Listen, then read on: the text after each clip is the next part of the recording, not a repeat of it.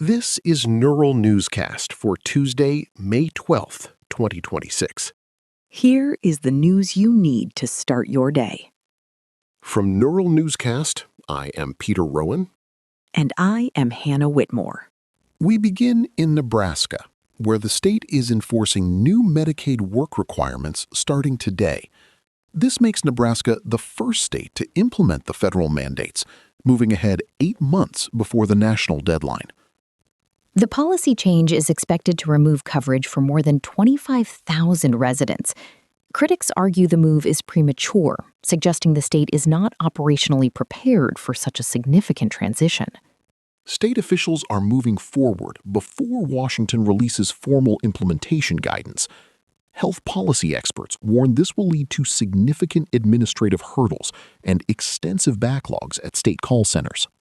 Looking at the long-term impact, health analysts suggest these requirements, paired with $900 billion in projected federal funding cuts, could result in 14 million people losing coverage by 2034.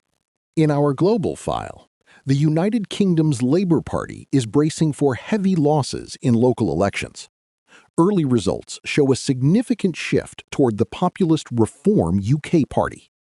Nigel Farage's party has already secured more than 300 council seats.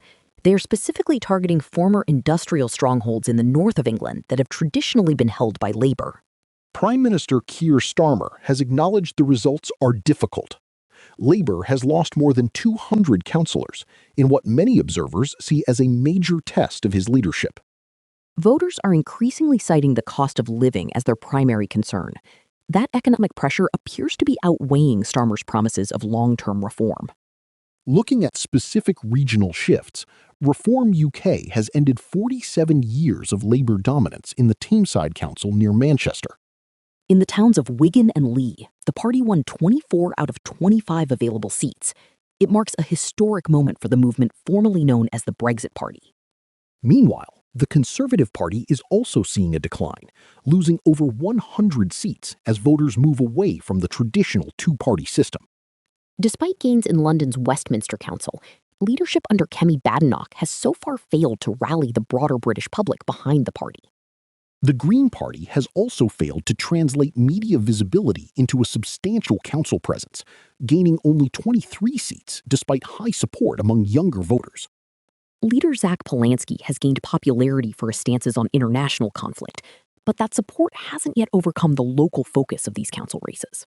Next, diplomatic tensions are rising between the United States and Germany over the lack of a strategic exit plan regarding the conflict with Iran.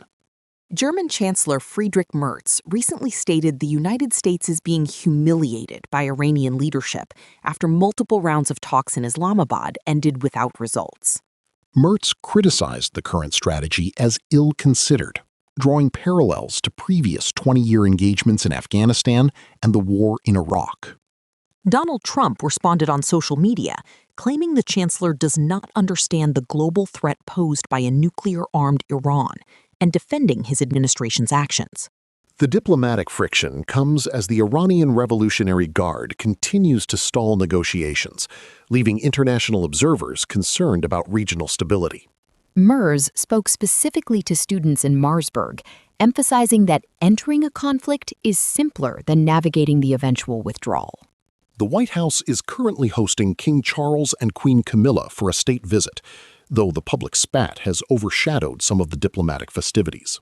The administration continues to maintain that its pressure campaign is a necessary measure that previous presidents should have enacted years ago. Here is what else we are watching today, starting with the final count for the 129 seats in the Scottish Parliament. The party with the most seats will form the next government, with the leader assuming the role of First Minister following a tightly contested campaign.